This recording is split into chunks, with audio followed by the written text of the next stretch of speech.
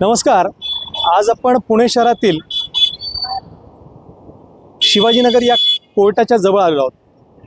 कोर्टाच्या जवळ येण्याचे मुख्य कारण म्हणजे पुणे शहरातील अत्यंत ज्वलंत प्रश्न म्हणजे कुरेशी समाजाच्या कत्तलखान्याला प्रायव्हेटायझेशन करण्याचा आत्ता प्रयत्न सुरू आहे. त्या विषयासंदर्भात आज आम्ही कुरेशी समाजाच्या वतीने त्यांचे बाजू मांडण्यासाठी ॲडव्होकेट साजिद शाह यांच्याकडे आलेलो आहोत. नेमकं काय प्रकरण आहे त्यांच्याकडून समजून घेऊया. सर, काय सांगाल, हे काय नेमकं प्रकरण आहे? मागच्या फार काळापासून पुणे लष्कर भागात कुरेशी समाजाचे सगळे बांधव तिथं जे स्लॉटर हाऊस आहेत तिथं स्वतःचा व्यवसाय करतात. सगळं लायसन होल्डर आहेत. असं कुणीही बेकायदेशीरित्या व्यवसाय तिथं करत नाही.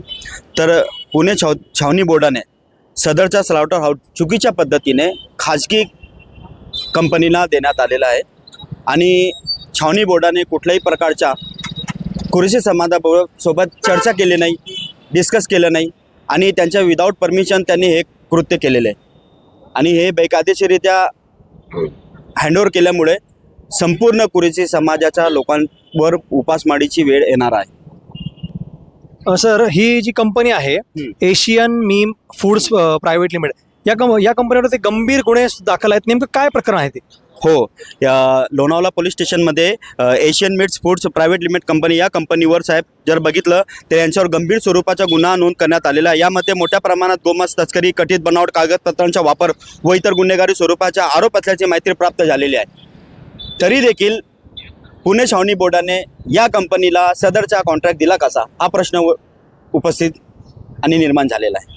तर हे जे कुरेशी समाज आहे त्यांना या जे टेंडर झालंय त्यावेळेस त्यांना विचारपूस करण्यात आली नव्हती का, की नेमकं ह्यामध्ये त्यांना विचारपूस म्हणजे समाविष्ट करून घेतलं नव्हतं का जे टेंडर काढण्यात होतं त्यावेळेस? याबद्दल कुरेशी समाजाला भरोशामध्ये घेण्याचे त्यांचं काम होतं. पण पुणे छावणी बोर्डाने असं कुठलंही त्यांच्याशी चर्चा केली नाही. कुरेशी समाजासोबत कुठलंही त्यांनी संभाषण केले नाही. परस्पर हे घेतलेलं डिसिजन आहे. माझ्याबरोबर अशरफ बेपारी आहेत, ॲडव्होकेट अक्रम बेपारी. तर बेपारी साहेब, नेमकं कोणत्या स्वरूपाचे गुन्हे आहेत आणि कोणते कोणते संशय त्यांच्यावरती त्या कंपनीवरती लागले गेले? लोणावळा पोलीस स्टेशनमध्ये जी Asian meme food private limited जी कंपनी आहे ती हैदराबादची कंपनी आहे, नामपल्ली. त्यांच्याविरोधात खूप गंभीर गुन्हे दाखल आहेत आणि त्या FIR क्रमांक 85/2025 ही FIR क्रमांक आहे त्याच्यामध्ये ॲनिमल प्रोटेक्शन ॲक्ट त्याचा कलम 9A 5C तसेच BNSचे जे कलम आहेत जे की कॉग्निझेबल ऑफेन्स आहे ते सेक्शन 336, 338, 339 आणि 340 तसेच फसवणूक करण्याचा तसेच क्रिमिनल कॉन्स्पिरसी म्हणजे 318 आणि 61 सबक्लॉज 2 अशा गंभीर स्वरूपाचे नॉन कॉग्निझेबल ऑफेन्स जे आहेत त्याच्या अंतर्गत गुन्हा दाखल आहे. तरी देखील पोलिसांनी देखील त्यांच्यावर काही कारवाई केलेली नाही आत्तापर्यंत आणि तरी देखील त्यांना टेंडर देण्यात आलेलं आहे. याच्यामध्ये अजून एक महत्त्वाची बाब जी नोट करण्यासारखी ती अशी आहे की जी लोणावळ्यामध्ये FIR झाली होती ते FIR मध्ये स्पष्टपणे उल्लेख केलेला आहे की ह्या कंपनीच्या कंटेनरमध्ये 57,000 किलो गौमांस सापडलेला आहे. गौमांस, म्हशीचं मांस नाही, गौमांस सापडलेलं आहे. एवढा गाईचा मांस सापडलेला आहे.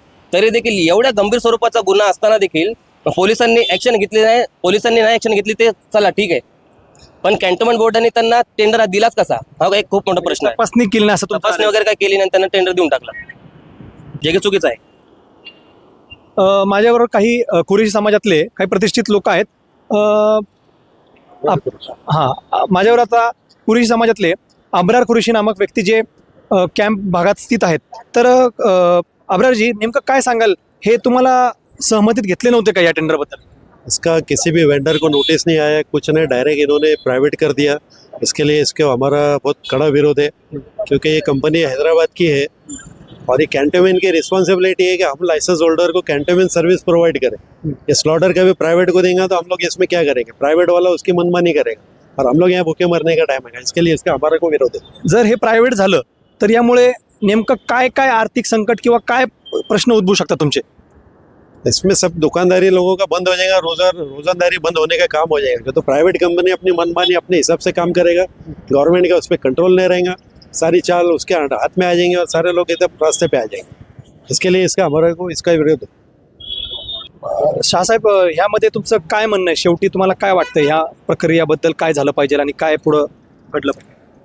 हे जेवढं प्रकरण आहे हे प्रकरण मेहरबान कोर्टात अजूनही न्याय प्रविष्ट आहे. अशा परिस्थितीमध्ये कॅन्टोन्मेंट बोर्डाला हैदराबादची कंपनी दिसली परंतु पुण्याचे कुरेशी समाज का दिसला नाही?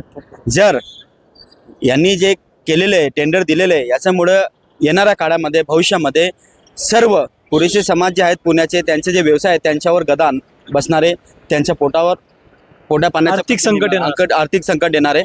म्हणून हे व्हावं नाही. तरी प्रशासनाला विनंती आहे याच्यामध्ये योग्य दखल द्यावी आणि जे कंपनीला टेंडर दिलेले आहे ते टेंडर कॅन्सल करण्यात यावे. येऊन आत्ताच आपण पाहिलंय की पुण्यातील कुरेशी समाजावरती मोठं आर्थिक संकट येण्याची शक्यता असल्याची आत्ता ॲडव्होकेट साजिद शाह आणि ॲडव्होकेट अक्रम बेपारी यांच्याकडून तसेच काही कुरेशी समाजातल्या प्रतिष्ठित नागरिकांकडून ही सर्व माहिती आपल्याला मिळालेली आहे. ह्यामध्ये नेमकं पुढं काय होणार ह्यावरती टाइम्स ऑफ महाराष्ट्र सातत्याने पाठपुरावा करणार आहे आणि लवकरच यामध्ये मोठा एक असा उलगडा करणार आहे की ज्यामध्ये हे ऐकल्यानंतर आपले कान थक्क होतील. मी होतो मुजम्मिल शेख, टाइम्स ऑफ महाराष्ट्र, पुणे.